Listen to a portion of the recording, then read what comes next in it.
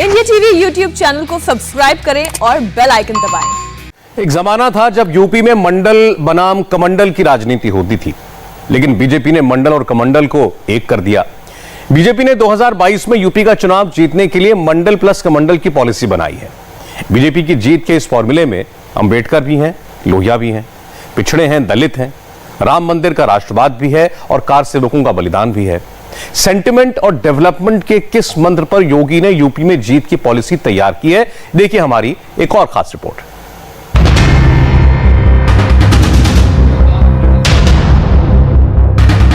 कर लो यूपी मुट्ठी में, ये कोई स्लोगन नहीं है, ये योगी आदित्यनाथ का वो फॉर्मूला है जिसमें फोकस यूपी के 80% हिंदू वोट बैंक पर है। ये साल 2022 में जीत का फॉर्मूला 80 है, जिसका पूरा सारांश योगी आदित्यनाथ की टाइमलाइन पर है। योगी ने एक के बाद एक 5 ट्वीट किए। इन ट्वीट्स का मतलब है कि प्रधानमंत्री मोदी ने जो मंत्रिमंडल तैयार किया है वो राम मनोहर लोहिया और डॉक्टर भीमराव अंबेडकर के सपनों का मंत्रिमंडल है। और इस ट्वीट का मकसद है यूपी के 39% ओबीसी वोट बैंक और 21% दलित वोट बैंक को अपनी तरफ लाना। अब देखिए, यूपी में बीजेपी की स्ट्रेटजी के 3 मेन पॉइंट हैं: मंडल, कमंडल और दलित। सियासत में मंडल का मतलब ओबीसी से है। इसके लिए अब बीजेपी ने राम मनोहर लोहिया को अपना आइकन बनाने की कोशिश शुरू कर दी है। कमंडल का मतलब राम मंदिर और राष्ट्रवाद की राजनीति, जिसमें योगी की सरकार सड़कों के नाम बलिदानी कार सेवकों के नाम पर रखवा रही है। और इन दो के अलावा बीजेपी दलित वोट बैंक को भी अपने साथ फिक्स करना चाहती है। इसके लिए बीजेपी डॉक्टर अंबेडकर को अपने आइकन और आदर्श की तरह पेश कर रही है। अब जरा यूपी में जाति के इसी खेल को सीधे सीधे आंकड़ों से समझिए। यूपी में सबसे बड़ा vote bank OBC vote bank है, जो करीब 39% है। इसके बाद यूपी में दूसरा सबसे बड़ा वोट बैंक है दलित वोट बैंक, जो करीब 21% है। यूपी में 20% सवर्ण वोट बैंक है और करीब 20% ही मुस्लिम वोट बैंक है। तो अब जरा ध्यान से देखिए, अगर बीजेपी ने 39% ओबीसी और 21% दलित वोट बैंक को जोड़ लिया तो कुल 60% वोट होता है। अगर इसमें 20% सवर्ण भी जोड़ लिए जाएं तो कुल 80% हो जाता है। बीजेपी का पूरा फोकस इसी 80% हिंदू वोट पर है। मतलब बिल्कुल साफ है, बीजेपी का पूरा जोर 80% हिंदू वोट हासिल करने पर है।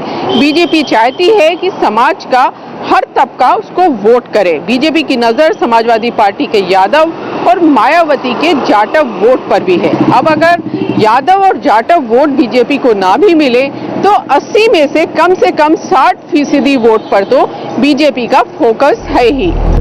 समाजवादी पार्टी यूपी में राम मनोहर लोहिया को पिछड़ों के सबसे बड़े नेता के तौर पर अपना रोल मॉडल मानती है और दूसरी तरफ मायावती की पार्टी बहुजन समाज पार्टी के सबसे बड़े role model doctor Bhimrao Ambedkar हैं। एसपी और बीएसपी के दोनों रोल मॉडल्स को बीजेपी सबका साथ सबका विकास के दायरे में लाना चाहती है। योगी सरकार ने लखनऊ में 45 करोड़ की लागत से अंबेडकर स्मारक के प्रोजेक्ट पर भी काम शुरू कर दिया है। उनके आदेश पर लखनऊ के डीएम ने खुद जाकर डॉक्टर अंबेडकर और कांशीराम के उस स्मारक का दौरा किया, जिसका निर्माण ही मायावती ने करवाया था। और इसी स्मारक में मायावती की भी मूर्तियां लगी हुई हैं। मतलब ये कि योगी की पॉलिटिक्स का अपना अंदाज है।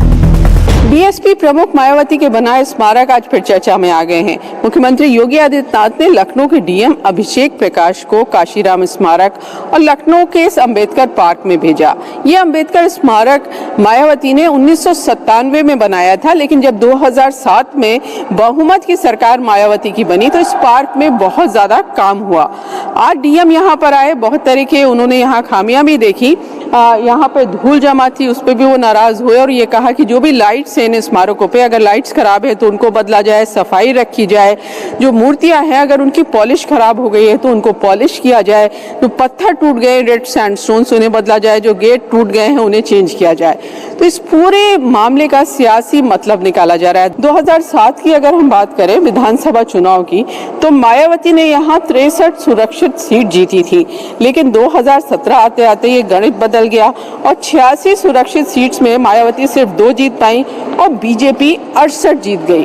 तो 2014 में भी, 2017 के विधानसभा चुनाव में भी और 2019 के लोकसभा चुनाव में भी बीजेपी बड़ी तादाद में जो समाजवादी पार्टी का वोट था और जो बीएसपी का वोट माना जाता है उसमें सेंध लगाने में कामयाब हुई।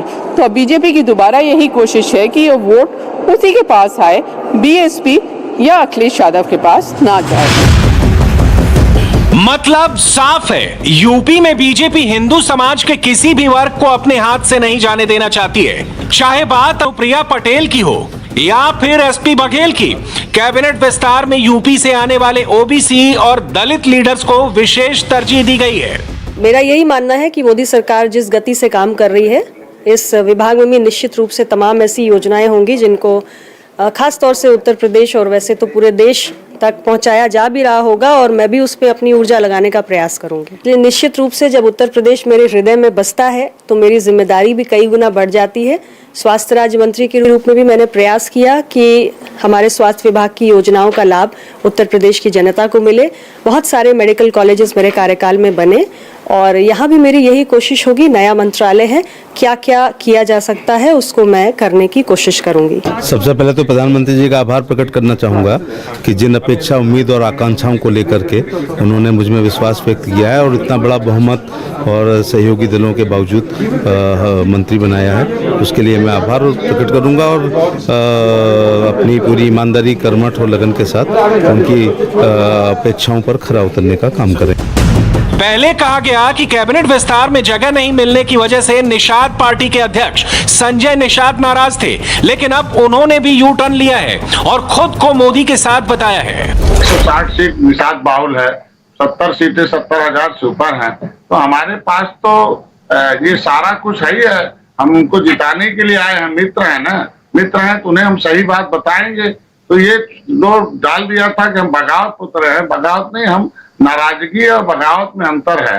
हम लोग आज के दिन में, हमारा निषाद पार्टी तब भी था, हमेशा लास्ट में बोलते थे कि भारतीय जनता पार्टी के मैं साथ हूँ, आगे भी रहूंगा, कल भी रहूंगा। उत्तर प्रदेश में योगी की जीत और हार इस बात पर तय होगी कि राम मंदिर के मुद्दे पर लोगों का रुख क्या होगा। दरअसल भारतीय जनता पार्टी ने आज से 30 साल पहले राम मंदिर का जो सपना दिखाया था वो इस वक्त साकार हो रहा है। ऐसे में क्या हिंदू वोट बैंक का ये आधार बन पाएगा? इसी पर भारतीय जनता पार्टी की पूरी निगाह लगी हुई है। बीजेपी राम मंदिर के मुद्दे पर भी कोई कोर कसर नहीं छोड़ना चाहती है। डेवलपमेंट के साथ सेंटीमेंट पर भी पूरा जोर है। साल 1990 में राम जन्मभूमि मूवमेंट के दौरान कार सेवकों पर फायरिंग हुई थी।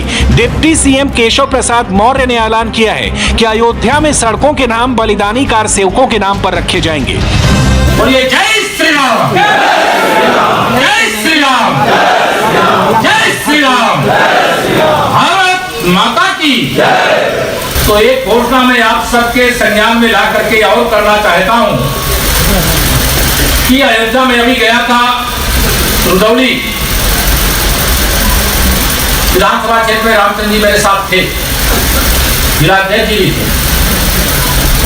वहां रामचंद्र गुप्ता जी 2 नवंबर 1990 अयोध्या में कार सेवक के रूप में आए थे। श्री राम जय जय राम कहते हुए रामलला के दर्शन के लिए जाना चाहते थे, लेकिन उस समय की समाजवादी पार्टी की सरकार ने निहत्थे राम भक्तों पर गोली चलवाने का काम किया था। किया था कि नहीं किया था?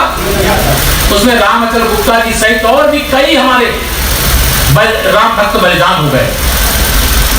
उत्तर प्रदेश के अंदर ऐसे सभी बलिदानी राम भक्तों के घर तक राम भक्त कार सेवक के नाम से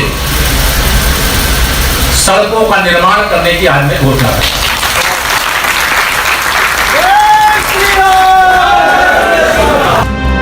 योगी सरकार ने डेवलपमेंट का भी ड्रीम दिखाया है। अयोध्या मंडल में केशव प्रसाद मौर्य ने 14 अरब 78 करोड़ से ज्यादा की करीब 1000 परियोजनाओं का शुभारंभ किया है। बड़ी बात यह भी है कि राम मंदिर पर माहौल पूरा राममय बनाने की कवायद सिर्फ यूपी में नहीं बल्कि मध्य प्रदेश में भी हो रही है, जहां बीजेपी की सरकार है और यहां भी उन कोठारी बंधुओं के नाम पर सड़कों का नाम रखा जा रहा है जो राम मंदिर मूवमेंट के दौरान गोलीबारी में बलिदान हुए थे।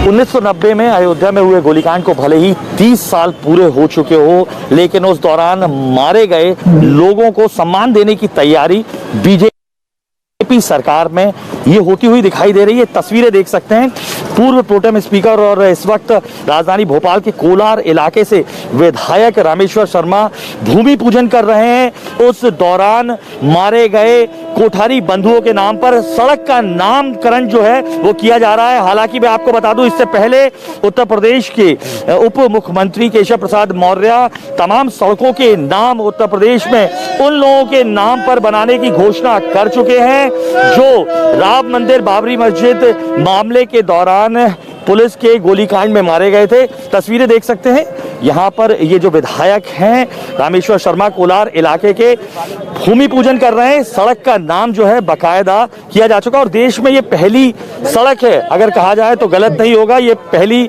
बार हो रहा है, देश में पहली सड़क है जिसका नाम किया जा रहा है उन लोगों के नाम पर जिन्होंने जो इस अयोध्या में 1990 में हुए गोलीकांड के दौरान मारे गए थे। कोठारी बंधुओं के नाम पर जो दो भाई जो इस दौरान पुलिस गोलीकांड में मारे गए थे, ये तस्वीरें देख सकते हैं। ये भूमि पूजन हो रहा है और इस जो सड़क का नाम है जो यहाँ से ग्रीन वैली जो अपार्टमेंट है वहां तक जाती है, वहां तक की इस सड़क का नाम जो है कोठारी बंधु मार्ग रखा जा रहा है और ये पहली बार है। दूसरी तरफ योगी आदित्यनाथ की सख्ती धर्मांतरण जैसे मुद्दों पर नजर आ रही है। योगी आदित्यनाथ ने खुद इंडिया टीवी पर दिए गए इंटरव्यू में कहा था कि अवैध धर्मांतरण पर उनका एक्शन जारी रहेगा। एक सुसाइड दस्ता तैयार करने का स्क्वाड गठित करने की एक साजिश थी कि जिससे देश के अंदर एक भयंकर घटनाओं को ये अंजाम दे सके। यूपी पुलिस ने, एटीएस ने, मैं धन्यवाद दूंगा यूपी पुलिस को कि इन्होंने एक बहुत बड़े षड्यंत्र को, जो सुरक्षा में एक बहुत बड़ा सेंध था, उसका पर्दाफाश किया है। 25 राज्यों में इसका जाल फैला हुआ है। हमने हर एक जगह के लिए टीम बनाई है, उत्तर प्रदेश में भी और देश के अलग अलग राज्यों के साथ भी। आवश्यकता पड़ती है तो हम सेंट्रल एजेंसियों से भी इसमें सहयोग लेंगे। हमारे पास पूरे पुख्ता प्रमाण हैं, हर एक स्तर पर प्रमाण हैं। ये प्रमाण इस बात के भी हैं कि विदेशी उन संस्थाओं से जिनका अराष्ट्रीय गतिविधियों में संलिप्तता है, वहां से इनको पैसा मिला है। इनकी गतिविधियां समाज विरोधी भी हैं और राष्ट्र विरोधी भी हैं, ये भी हमारे पास उसके पुख्ता प्रमाण हैं। इन्होंने हवाला के माध्यम से पैसा ला करके और इस पूरे संजाल को अपना फैलाया है। इस प्रकार के पूरे प्रमाण हमारे पास हैं। समय आने पर और जहां पर हमें साबित करना होगा वहां पर हम इसको साबित करेंगे, लेकिन हम देश के खिलाफ और हिंदू समाज के खिलाफ किसी भी प्रकार के षड्यंत्र को कतई स्वीकार नहीं करेंगे और ऐसे किसी भी षड्यंत्र को समय रहते कठोरतापूर्वक उसके खिलाफ कार्रवाई भी करेंगे।